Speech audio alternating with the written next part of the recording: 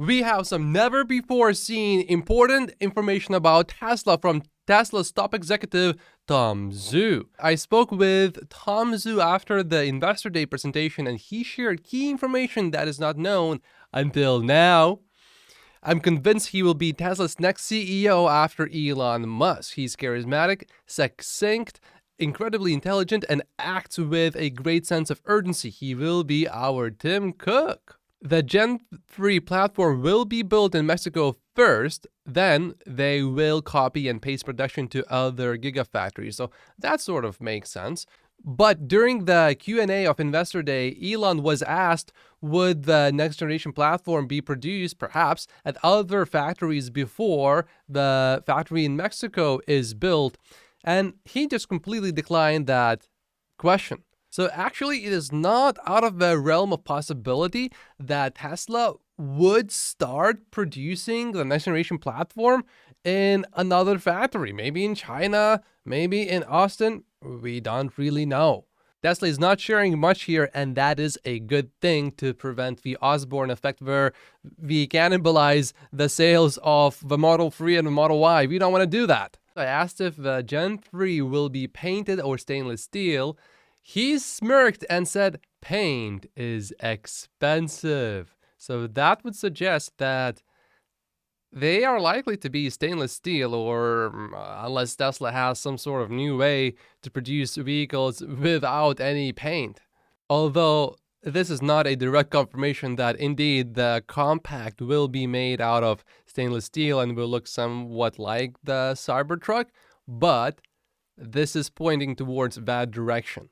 And here is a relatively, I would say, big announcement. Giga Mexico will be built at the same time as another gigafactory. So clearly, there is another factory announcement coming up very soon. Based on all of the news that we are getting, there have been a lot of talks from Indonesian officials and nothing from Canada lately. So you would think that this other factory is likely to be built in Indonesia because Canada is just quiet.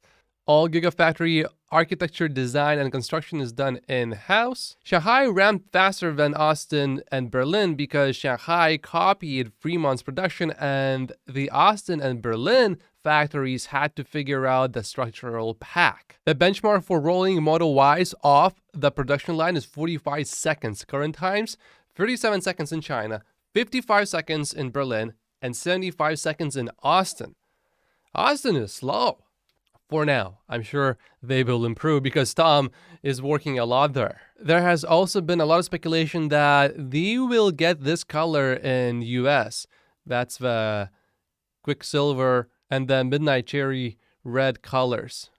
These look really good, although I like the Midnight Cherry Red a lot more. This is really nice. Here's another major update. We will see more proactive communication soon. Tesla now has country-specific Twitter handles and communications teams in Asia. They will roll out this strategy to Europe and North America.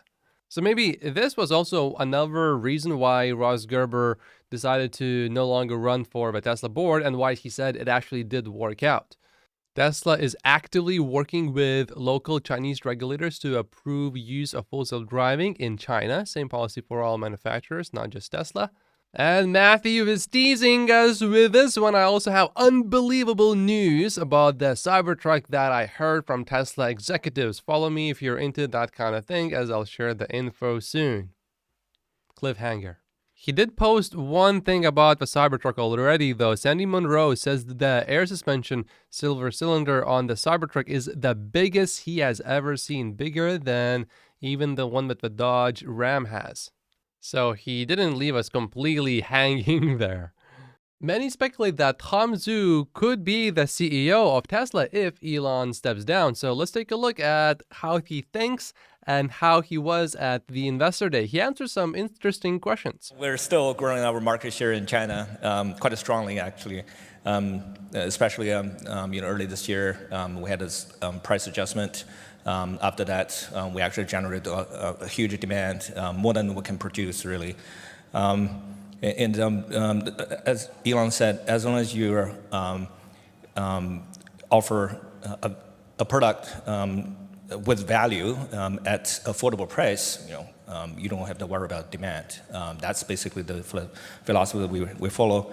We try everything to cut cost from supply chain, from improve the efficiency in the factory, and pass down that value to our customers. I think as long as we continue to do that, I'm not too concerned about the market share in China. I am seeing a lot of people being concerned about Tesla's demand in China because the backlog has not been building up. The estimated delivery date has stayed mostly the same, except in the very beginning when the price cut happened, it did move a little bit, but it hasn't moved after that. For Tesla to hit its growth targets this year, Tesla does not really need to grow in China. Tesla just needs to maintain what they did basically last year for the most part for Tesla to hit that 1.8 million target. The growth would be coming from the US, so Austin, and then Berlin in Europe. Also, right before the investor day started, so probably no one saw it because of that, we learned about a leak for Model Y refresh. Reuters broke the story, and their sources say that the refresh Model Y would go into production in October of 2024. The Highland Model 3, so the refreshed, redesigned Model 3, is expected to go into production in Shanghai in September. We are likely to see a little bit of a surge in demand around then. To what extent are the cost strategies that you've laid out today, do they differ by region, or is there more of a global one-size-fits-all approach on reducing cost? We're pretty consistent on the strategy here. We'll try to as much localized as possible.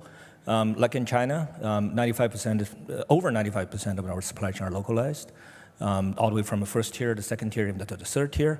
And that gives us, generate a tremendous savings on COGS. And we also have a very localized labor force. And we have access to skilled labor force in the region, and Yangtze Delta region in Shanghai, I'm particularly referring to.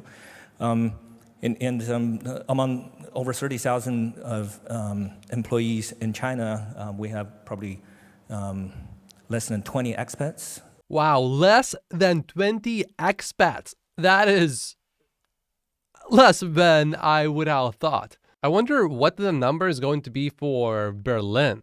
Of course, while the factory is ramping still a lot, I would expect a lot more expats, but as it reaches sustained production with not that much growth anymore, I would expect a lot more localization then. So it's very deep localization we have done there to be able to have such cost structure, and we try to replicate this approach elsewhere in different gigafactories. Of course, supplier bases are different. The labor market are different, region by region and country by country. But we try our best to localize. Yeah, and I think that's absolutely give us an advantage to compete with the auto OEMs around the globe. Another thing is, we have this direct selling mode. Like Zach said, we save a tremendous money on OPEX as well. We have full control over all the expenditures across the company, and we don't spend money on marketing or advertising. Everything we saved will become the value we can offer to the consumers. So on that part, we also follow pretty consistent strategy over the years. I am starting to like Tom quite a bit. He joined Tesla back in 2014 as the head of China's destination charging program. He was later promoted to Tesla China's deputy general manager in 2018 before taking the spot of Tesla China general manager in 2019. And in January, just now, Tom became Tesla's highest profile executive after Elon Musk. He has been promoted to take direct oversight of the electric car maker's US assembly plans as well as sales operations in North America and Europe. To me, he appears like a very capable individual. And this is the Tesla stock buying opportunity explained by Elon Musk. My name is Matt Posius. Like and subscribe if you haven't yet, and I will see you in the next video. Thank you so much for watching.